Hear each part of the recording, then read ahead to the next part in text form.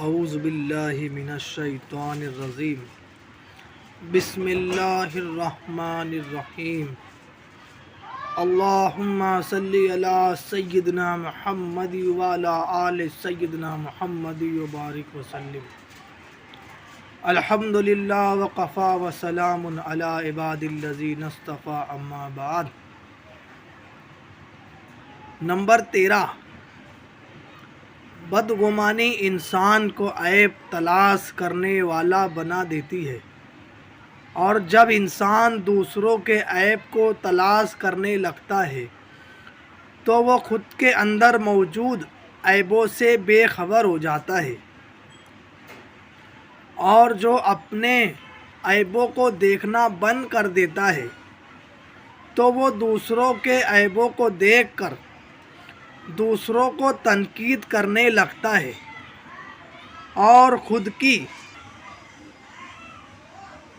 اصلاح سے غافل ہو کر خوش فہمی میں مبتلا ہو جاتا ہے، اور یہ خوش فہمی آگے ترقی پذیر ہو کر خود غرضی میں مبتلا کر دیتی ہے۔ جو انسان خود غرضی جیسی بڑے عمل میں مبتلا ہوتا ہے تو وہ کسی دوسرے انسان کی اچھی باتوں کو بھی سن کر انسنی کر دیتا ہے،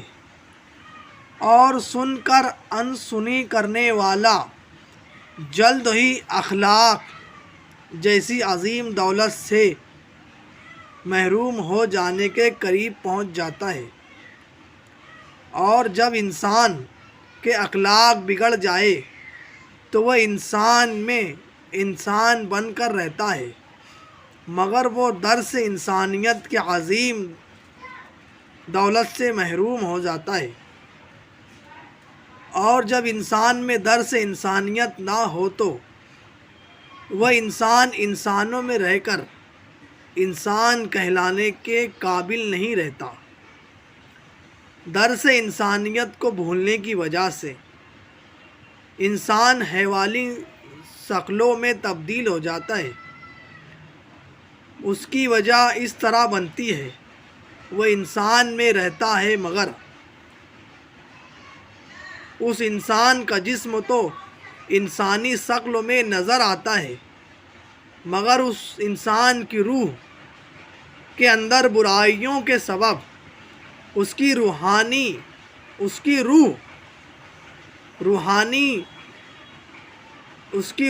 حیوانی شکلوں میں تبدیل ہو جاتی ہے۔ کہیں وہ انسان روحانی بگاڑ کی وجہ سے سانپ، کتا، خنزیر، گدھا، شیر وغیرہ حیوانی شکلوں میں تبدیل ہو جاتا ہے، اور جو انسان روحانی بگاڑ میں ملوث ہو تو وہ انسان کے ساتھ تعلقات رکھنے والے انسان جب اس کے ساتھ معاشرے میں رہتے ہوں گے تو وہ انسان بھی اس کی بد صحبت کی وجہ سے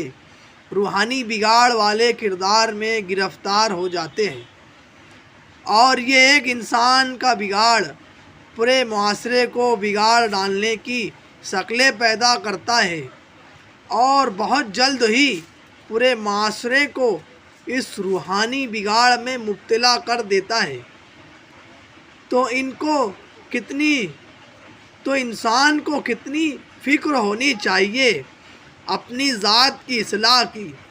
اور انسان کی ذاتی اصلاح ہوں گی تعلیمات نبوی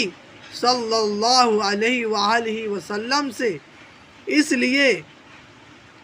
ہر انسان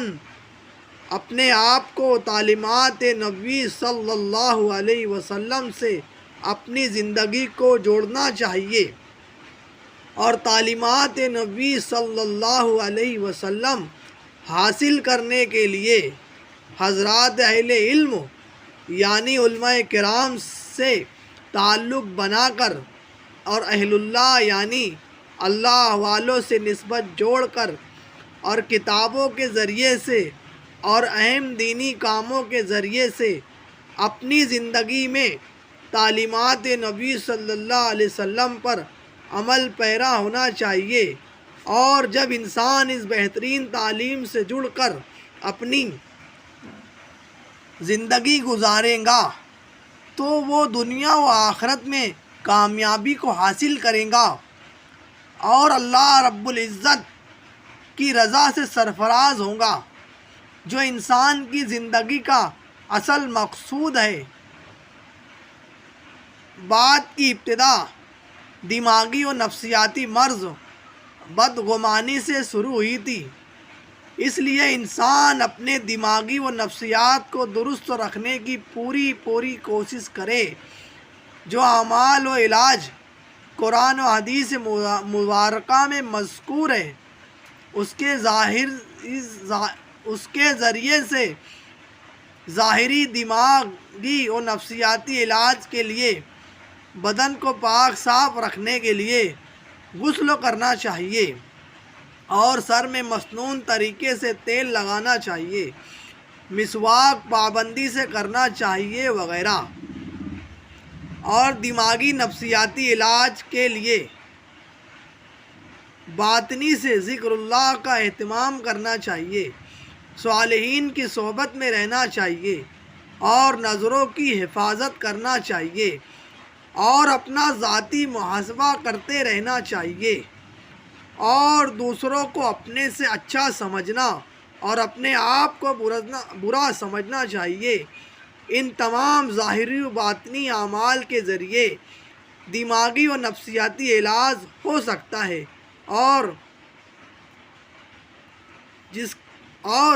جس کا کرنا بہت ہی ضروری ہے۔